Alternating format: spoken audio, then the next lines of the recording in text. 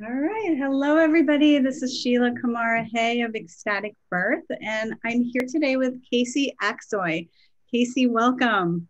Hi, thank you so much for having me, Sheila. Oh, I'm so happy to have you, and I'm so excited to brag to everyone on your behalf. So, Casey is really an incredible woman. She has a background as an embodiment coach. She's done a lot of work with women's pleasure and women's sexuality.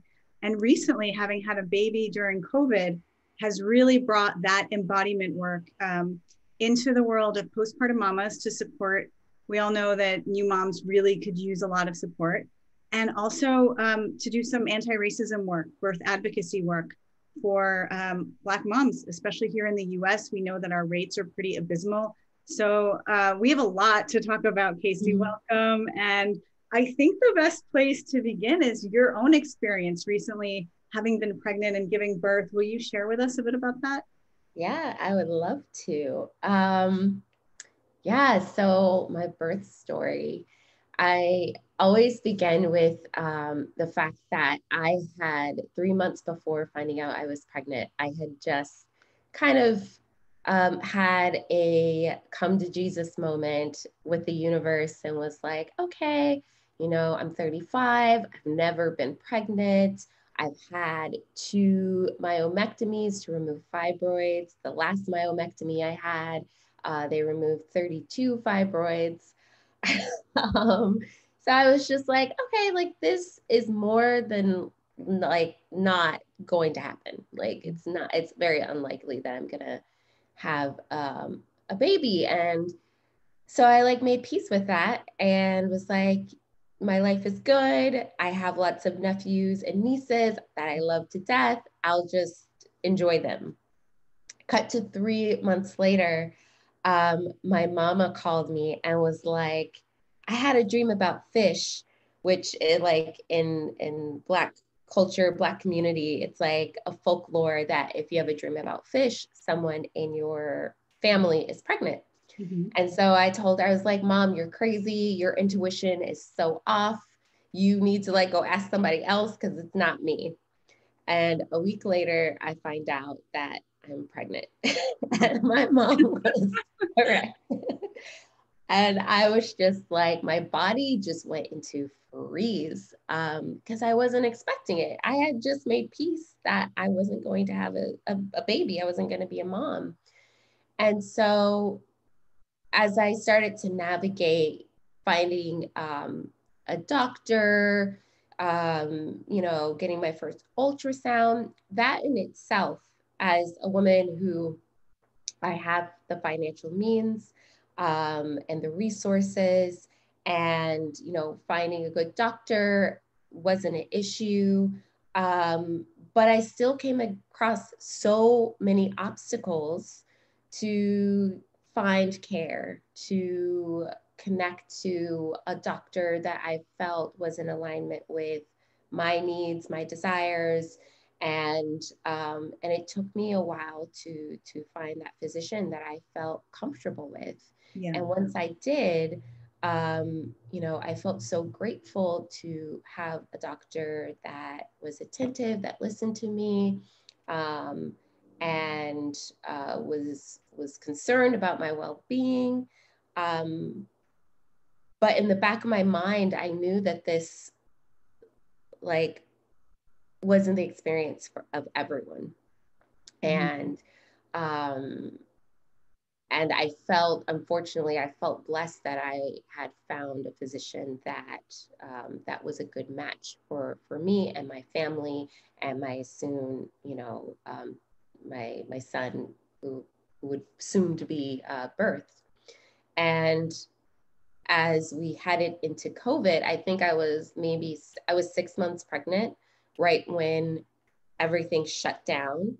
And um, I was terrified because that meant that my husband could no longer go to doctor's appointments with me. It meant that I had to really be an advocate for myself and learn how to use my voice and learn how to ask questions, to do my own research, to go around asking people like, how do I do this? Like, what questions do I ask? Like, what's important? What should I know?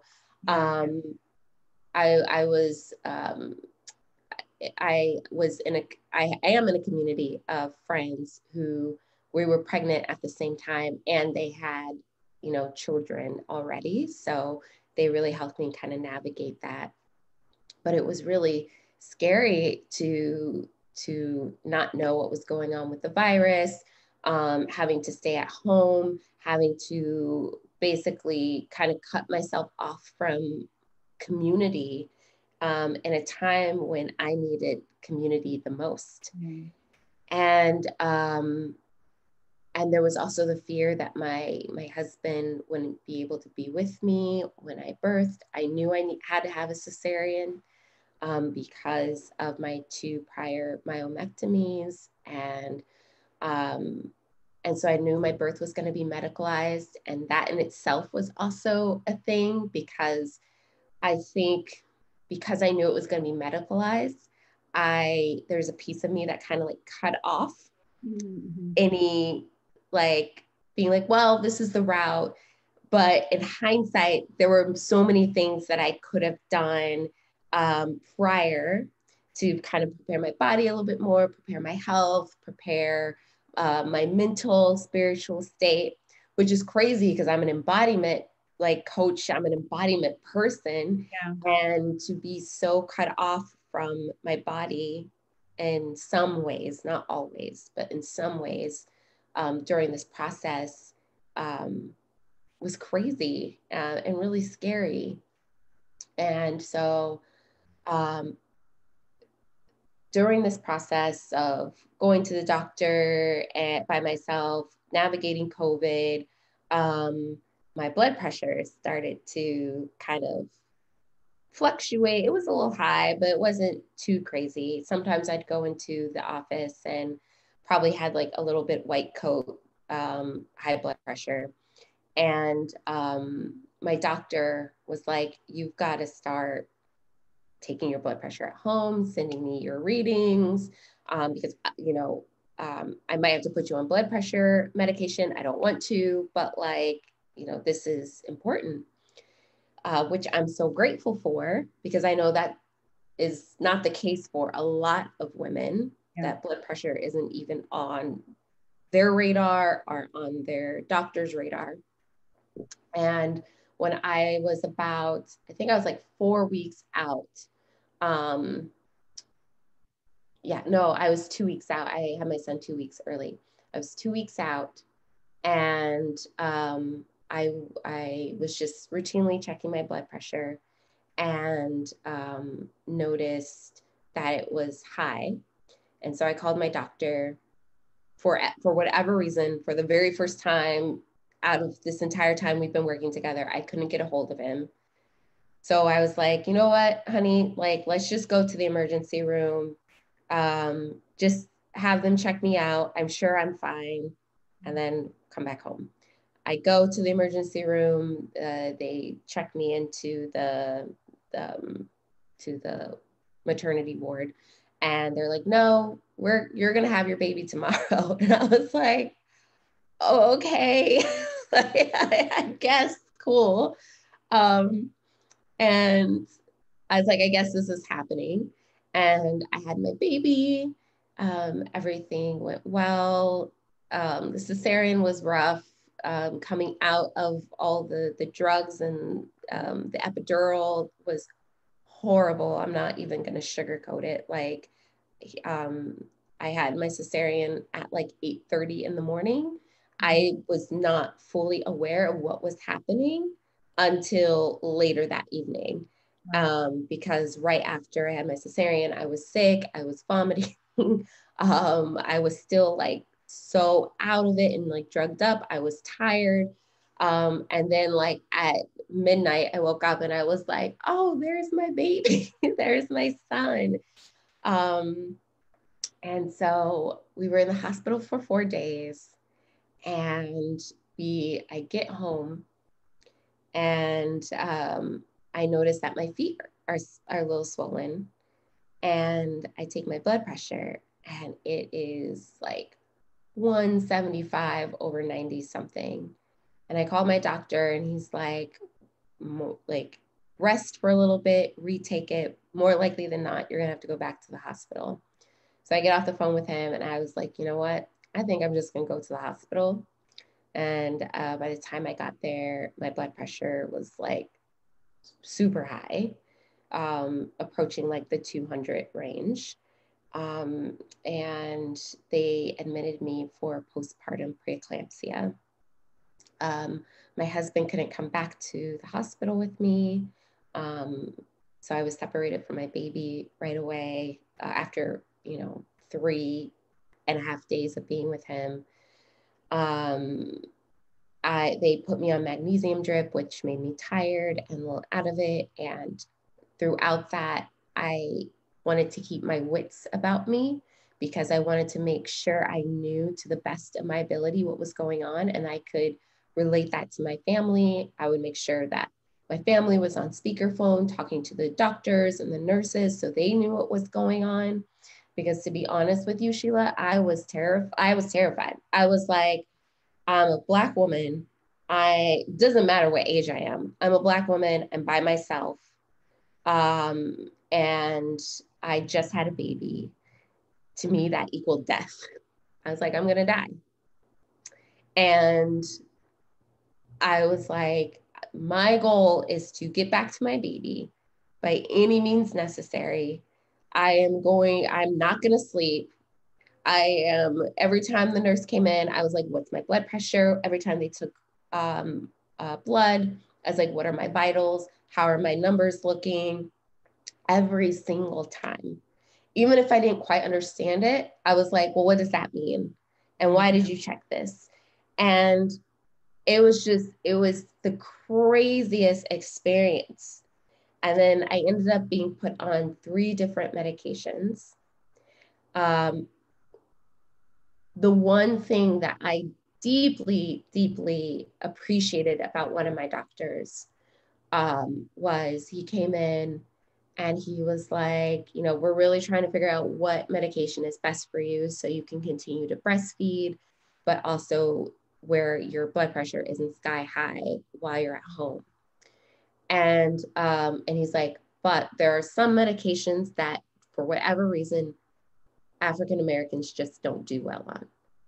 And I was like, thank God for seeing that I'm a Black woman and that for whatever reason, a medication you might consider wouldn't work for me. And I don't want you to send me home with that medication. Because if I had a doctor that didn't see color, they might consider that medication and I might be right back to where I wouldn't want to be. Yeah.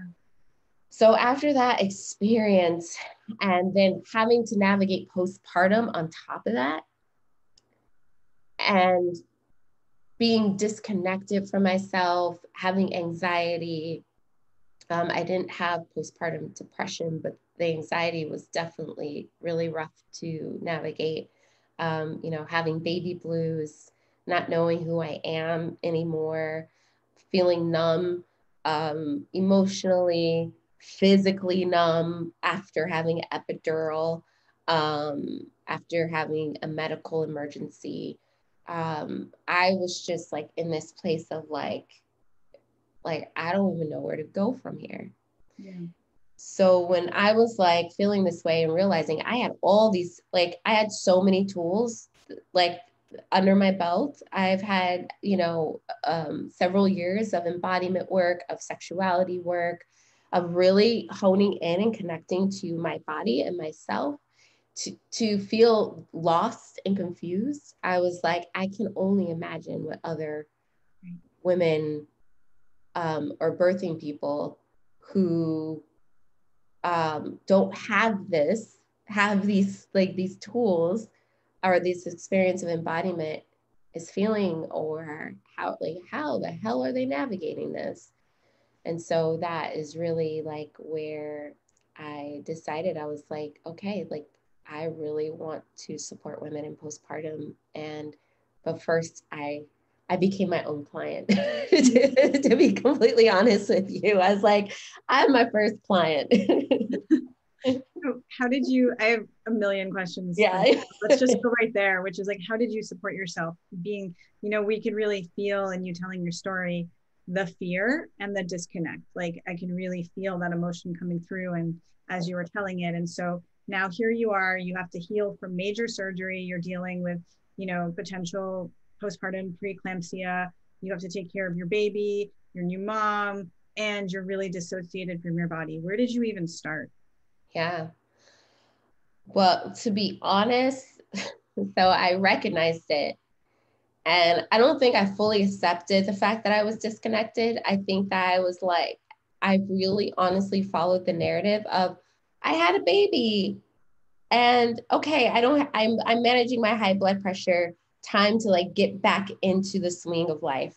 Right. I was driving a car like a week later, like in hindsight, I'm like, am I crazy? Like what is wrong with me?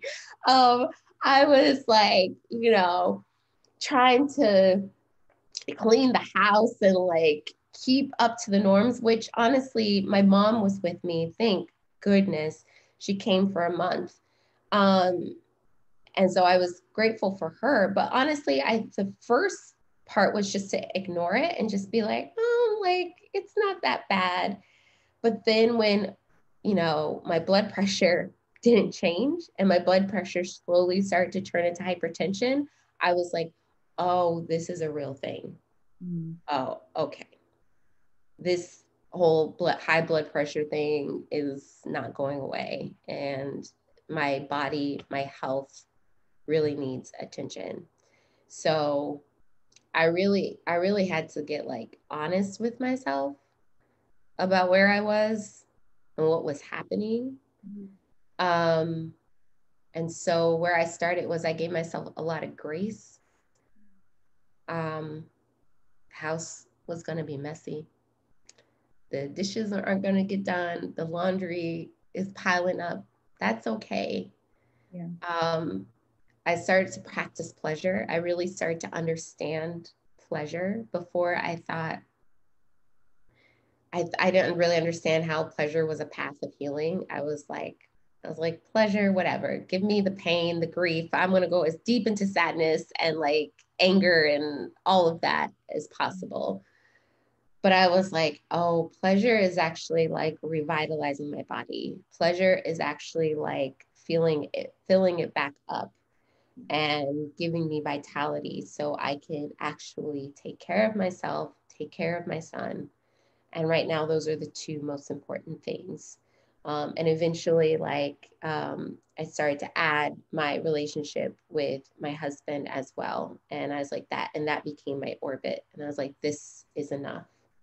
And so I practice a lot of pleasure of just taking walks, making sure I drink water, making sure sometimes I would take baths. I slowly started to do practices. I even eased into that because at first I was like all gung-ho and it's like, I need to do all the practices. That's going to heal my hypertension. And then I was like, oh, that's just like another thing I'm doing to ignore the fact that like I need to focus on my healing. And then it got to a point where I realized I was like, oh, pleasure isn't enough. Like pleasure is a piece of the puzzle. It's not it, and I was like, when I realized that, I was like, oh, okay. It's a piece of it. I need to start I need to like really start healing the cellular portion of my body, like rewriting truths or like what I thought was true, untying beliefs that I've held on to. One of the biggest beliefs that I'm untying and unraveling is that, oh, hypertension runs in my family. Oh, heart disease is like, it's part of my family.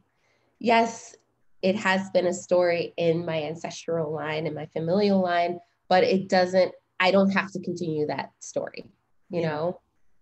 And I get to choose something different. Doesn't mean my hypertension is going to go away. It means that I get to approach it in a different way. I don't I don't have to rely on medication to keep me alive. I can do other things that will allow me to feel vital and vibrant.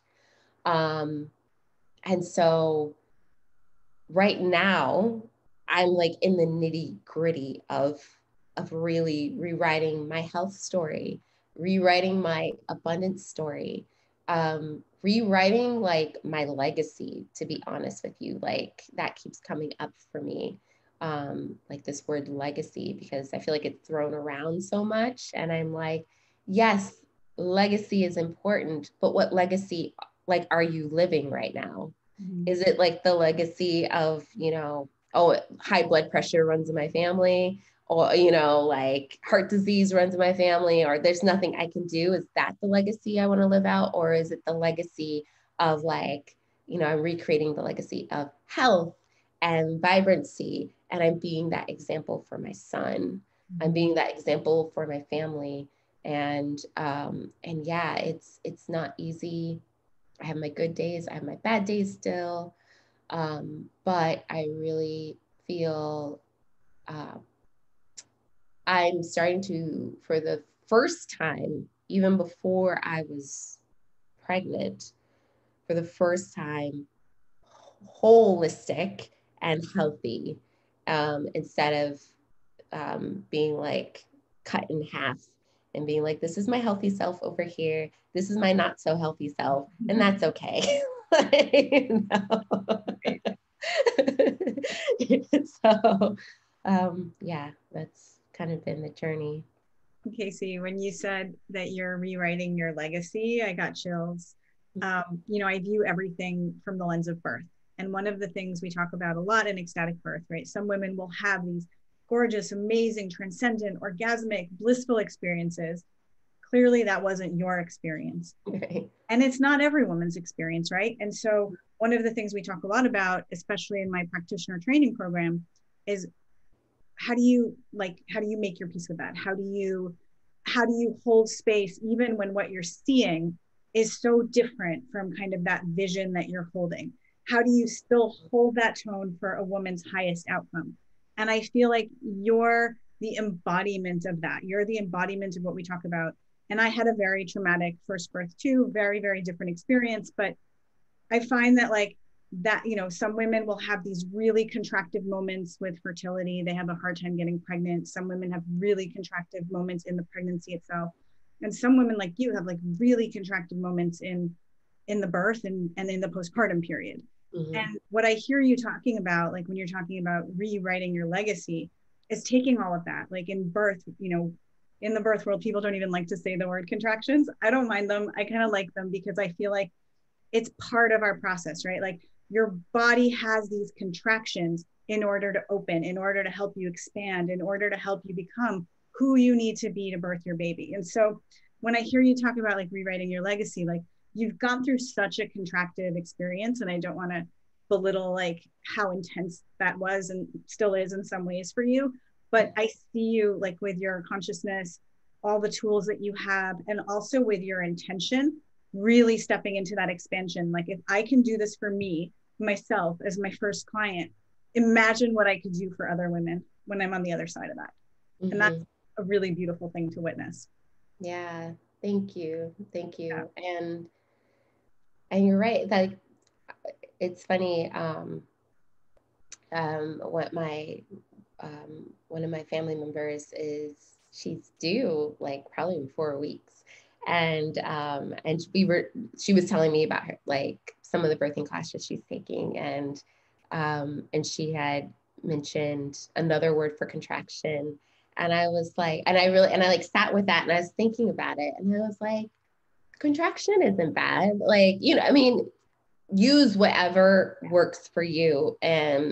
But when I heard you talking about contraction, it is a part of expansion. Like something has to close and then it expands some more, and then it closes and then it expands some more, and it closes and expand. And it's part of like the ebb and flow of growing, of becoming. And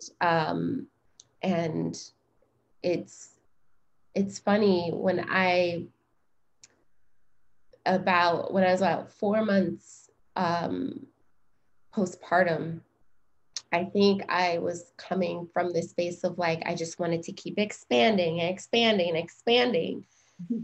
But I eventually start to implode a little more. And sometimes when you expand too much without contracting just a little, it just like kind of all collapses a little. And that personally happened to me. I was expanding and expanding, and I was like, oh, like everything, like I feel so great. And then all of a sudden it was just like, and I was like, wait a second. But I was expanding, I was growing. Everybody wants the expansions, right? That feels so good. You're like, there's more energy flowing. You're so free. Everybody wants the contractions. But think about like, you breathe in and out, right? Even a flower, when you watch it, like as it's blooming, it like is expanding and contracting. Like a woman in the throes of orgasm is expanding and contracting, right? So this is the rhythm. And I think a big part of reclaiming each of our legacies has to do with, like we've been taught that our contractions are bad. We need to numb them. We need to avoid them. Like if we're in a contraction, we did something wrong. Like I did something wrong, like maybe I ate too much sugar yesterday. I'm feeling contracted today. Like it's my fault. No, like it's part of the process. And that said, like it is intense. It's definitely intense. And I wanted to ask you a little bit about your story and the intensity of it. Knowing that you have this background in embodiment work, and that's such a big part of who you are. And having experienced birth in this way where you were disembodied and maybe not even as conscious of it in the moment as you are looking back, but we talk a lot about in ecstatic birth how to tap into the body and how to follow the messages of the body and all of that. It's a really, really big, important part of my work. And I believe that's our access point to our greatest truth. And that's our access point to really showing up in ways that are in full alignment with ourselves. And so I'm curious for you, as you are experiencing these layers of fear, and man, you had a lot of layers, right? I mean, there's COVID, then there's the fact that you're completely alone. Then there's the fact that that Black women in hospitals don't have the best outcomes. So there were a lot of layers here. And then you had also like your high blood pressure. There were a lot of layers of fear. But I was wondering if for a moment you could put like your embodiment coach hat on and talk about what fear does to the embodiment process, like how from a sensation point, or like what does fear do to your ability to be embodied? How does that play out? Yeah, that's a really great question. And the first thing that came to me was anytime cut to me coming home, specifically going into postpartum preeclampsia. When I came home, and I was like holding my baby, and I took a shower and I was getting comfortable. It really just started with noticing. So I noticed the swelling in my legs. That's odd. Let me do something. So I did an inversion, I put my legs up on the wall to see if that helped. No, it didn't help. Next thing was to check my blood pressure. In this process, I was in my body. And looking back, I wasn't afraid. I was just noticing like what was happening. And that's how I knew. I was like, this is dangerous. I don't know. I actually didn't know what was happening. I didn't realize you could get preeclampsia after having a baby. So I didn't know what was happening. I just knew that it wasn't good. It didn't feel good. It didn't look good. And it wasn't until my mind kind of got into the mix is when I was like, shit, I'm gonna die. I guess it started pulling all the evidence of why that was true, of why my experience of that, like I was in a really dangerous situation, was true.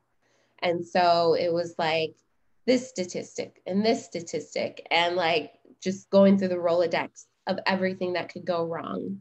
You're a new mom, your son's going to grow up without a mom. Unfortunately, one of my really good friends, her friend passed a few days after birth. So it's like all of these different things running through my mind. And so I just, I cut off, and I was just here, just consumed here. But in looking back, anytime I dropped into my body, anytime I needed to have a conversation with a nurse or a doctor about what was going on, what treatment they were giving me, what medications they were going with, the processes, because there were so many people coming in and out of my room. I, and this is from practice, this was not conscious, just dropped into my body, and I knew I couldn't listen from here. I had to listen from everywhere. And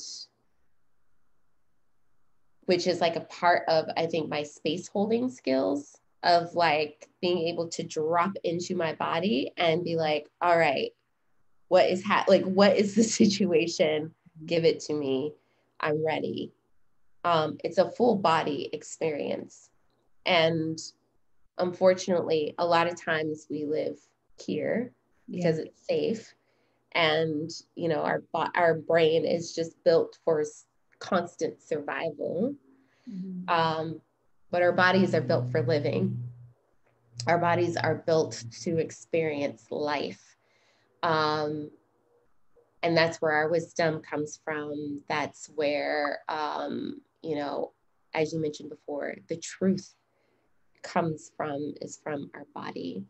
So fear was never a full body experience. It was more of a head, mind, brain experience of I have to survive, assess the situation, which isn't bad. We need that. You know, we need that part in the part of the process. But when it comes to the truth of what is happening and how I navigated my experience of being a Black woman in, you know, in a medical emergency post-birth, in a lot of situations, it just innately came down to the wisdom of my body. And I had to trust that. I had to trust that like my body knew what it was doing. Just like when I was pregnant, I trusted that my body was building things without me thinking about it. You know, it's like the body was, you know, in the flow of doing that. So yeah, did I answer your question? Yeah, totally. And I was thinking as you were speaking that one of the things that you were talking about after when you were starting to nourish your body with pleasure, you know, like taking walks and drinking water, was really bringing yourself back to this place of like body first and nourishing your body from that place in ways that feel really good. Like you might not think about drinking water as being a source of pleasure, but like when you're thirsty, drinking water is pure heaven, right? So to be able to like nourish your body from that place and start to heal from that place is really, really powerful. And one of the things I see a lot of times is a woman that prepares for an ecstatic birth. We do a lot of embodiment practices. And so a lot of the women that I work with are going in having natural births. And so they really learn how to use pleasure consciously as like a holistic birthing tool to use in their labor. But then they get to that postpartum. It's like, oh, I can do this while I'm lying down and nursing my baby. And oh, it like fuels my body and it nourishes my body. And I think one of the big fallacies of our society is like, you know, pleasure is the reward for a job well done. No, actually, like pleasure is what fuels you, is what feeds you, it's a part of the process, you know, it's integral to women in birth. And as you're pointing out, in postpartum. Mm-hmm. It is. It was pleasure was literally one of the medicines that like brought me back to life and brought me back to myself, in a lot of ways, because, you know, there's so much emphasis once the baby is earthside that it's like the baby, which, you know, of course, like this new human, and it's like it's so cute and cuddly and it smells good, and you just like, but at the same time, one of the things that I knew I did not want for myself, just personally, you know, personal choice, was I didn't want to get lost in the role of mother. Mm-hmm. I was like, that is one of the many sides of me, but I'm not going to get completely lost in that role. And pleasure was one of the ways that I was able to keep a connection to myself. It wasn't right away because, of course, in those few months, it was all about him. It was about nurturing him, keeping him alive, keeping him, you know, safe. And that in itself was a pleasure. Being with him and holding him and just having that deep connection with him, that brought me pleasure. But then when the time came, and that was like around 4 or 5 months, and it felt right, I was like, okay, like what does pleasure look like with myself? And it doesn't have to be, you know, something crazy and orgasmic and, you know, complicated. It can be, yeah, like a candlelit bath. And I made Sundays my evenings to have my ritual bath and to like be with myself and bathe myself. I would Eating was a big thing, especially when I was breastfeeding, because I was never hungry after I gave birth. So, um, you know, having nurturing foods and requesting that my husband be a support in that, you know, was super nurturing and pleasurable to me. So it really, I made space for pleasure in my life when I could, where I could, and I made it a medicine to my body. So it was nourishing me as I was giving out a lot to my son. Yeah, well, I for one, am really grateful that you're bringing that form of nourishment to postpartum mothers. I think it's so, so needed. And it's Mm-hmm. so integral, you know, not just for the mom herself, but also for her baby. You know, if any of us think about how would it have been if your mom was more nourished, more joyful, more pleasured? It's like, yes, please, you know? So I think the time of the self-sacrificing mother is hopefully coming to an end. And, you know, women such as you who are really bringing these tools of pleasure to the postpartum world, it's so, so necessary. And the other piece that you've shared with me that I think is really, really important is the advocacy work, the anti-racism work in the birth world. And I was wondering if you could just speak a little bit to that. Like, how do you envision? I mean, it's such a big and complicated question. And I know there are a lot of different levels that we can start to try to create change, from like the systemic to the personal. There's a wide range, but I'd love to hear a little bit about like your passion, your vision, how you want to bring it forward. Yeah. Well, I feel like just um, anti-racism work has been kind of like just deeply a part of me. My really coming from my family, both my grandparents grew up in the Jim Crow South, came from a legacy of slavery, sharecropping. On my dad's side, my lineage can be traced to the last slave ship that came in through Mobile, Alabama, which is where my family is from. And so I had just been raised to, one, know my history.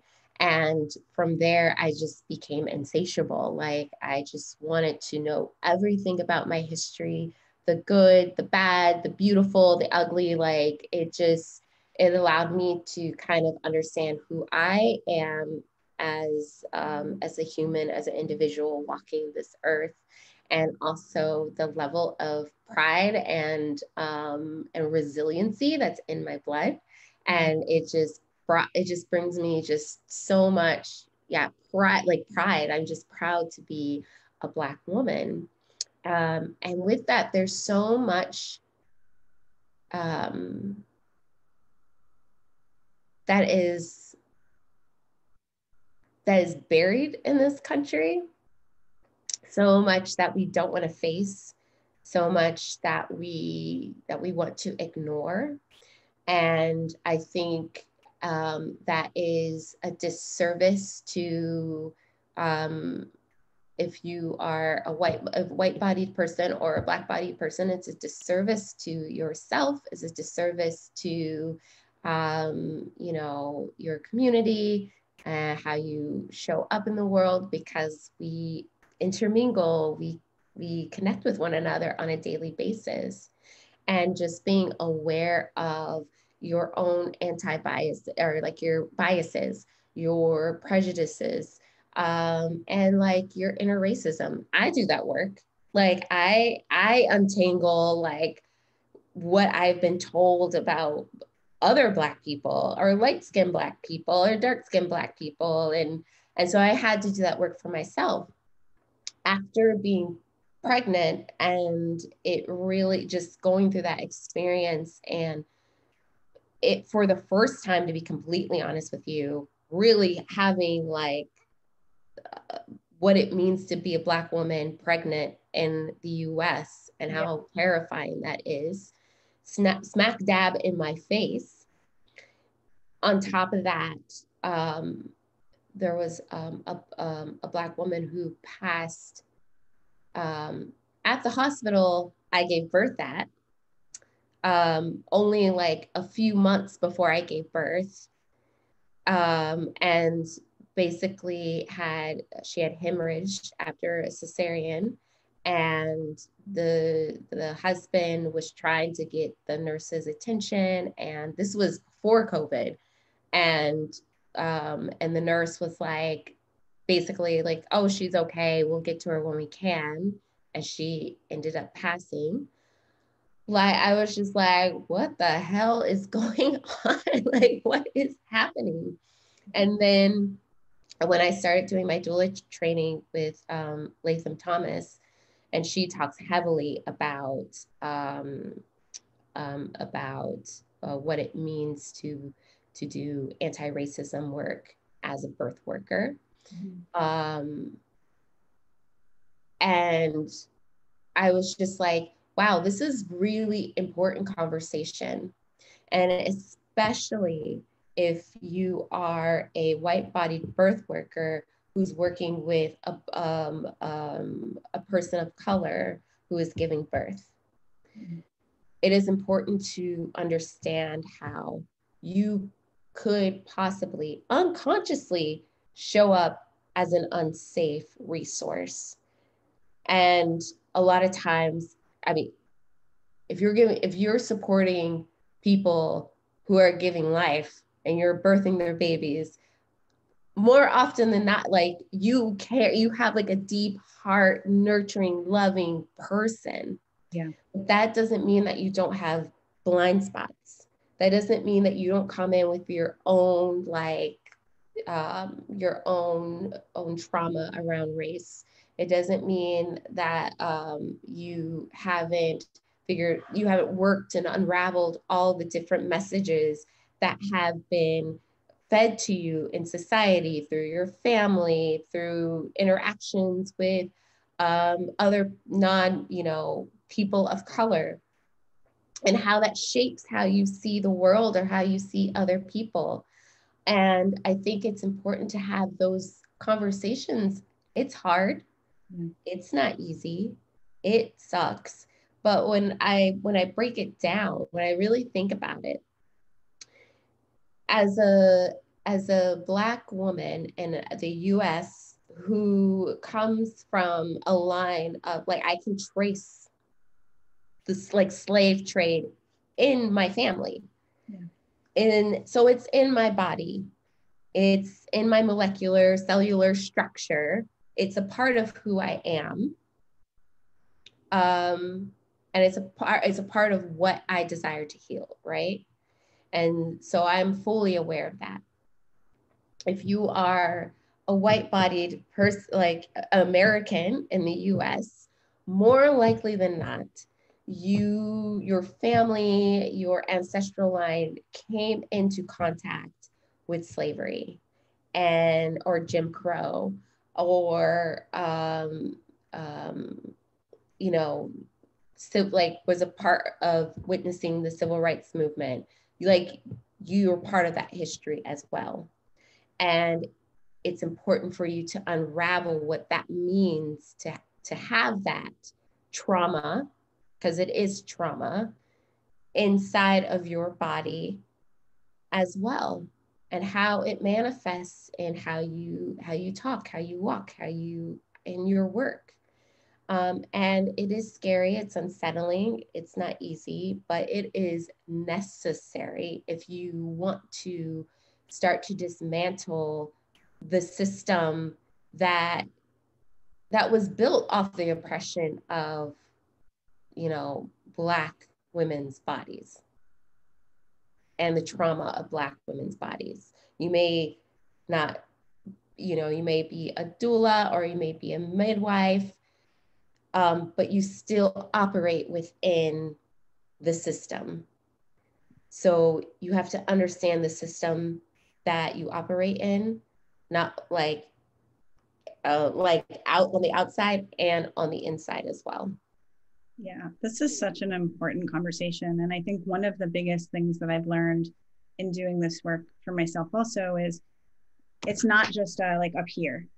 Like, oh, no, I'm good. Like you think like you're good, but you can start to notice like from a body place, like that expansion and contraction that I was talking about. You can notice like your innate reactions. And what I hear you saying, which I think is really, really important, is for each person to kind of start to notice their own stuff. And we all have stuff, like whether it's related to race or to sexuality or to whatever, like you can name it. But one of the biggest, most promising interventions in changing this statistic around Black maternal mortality is support. Like doula care is one of the biggest systemic interventions that is being talked about and implemented as we speak. And it's the one that has the most hope for really transforming this legacy. And that's not gonna work if those doulas, those, like you said, loving, kind-hearted, beautiful birth keepers haven't done their own work. So I think this is really important what you're sharing, for anybody that's watching that is a birth worker, or you do support women on that journey into motherhood, to do this work for yourself. And I'm excited that Casey is actually going to be joining us this year in the Ecstatic Birth Practitioner Training to bring this to our women. And, for everyone else, Casey, can you tell people where they can reach you, how they can learn more, how they can work with you? Yeah. So I'm on Instagram at the Casey Johnson-Aksoy, and then also Instagram, actually. That's pretty much where I currently am hanging out right now. I'm in the process of restructuring a few things, so you can find my work and right there. Fantastic. Is there anything that you wanted to share that you think it's important for people to hear that you didn't get a chance to share? Yeah, I would just say before we end, on the anti-racism, anti-bias work, to just start small. And one of the most powerful things that you can do outside of your work, just for yourself as a human being, is just take note of how you are being around people of color. If you are a white-bodied person, if you're a Black-bodied person, or a person of color, take note of how you are around non-people of color. And what do you feel in your body? What sensations come up inside of your body? Because that can tell you so much. Because just recently, I just realized how I don't necessarily physically feel safe around white-bodied men. And I like, and it never like really occurred to me. It never was like on my radar until I was having some work done in my house. And then there were white-bodied men everywhere. And I was like, oh, I feel like tension in my shoulders. I feel like a contraction in my belly and my solar plexus. I was like, and I could tell I was like typing on my computer like this. And I was like, this isn't COVID, because, like that happens too because, COVID. But I was like, this isn't COVID. This is something else, like more rooted into like something that's deeper.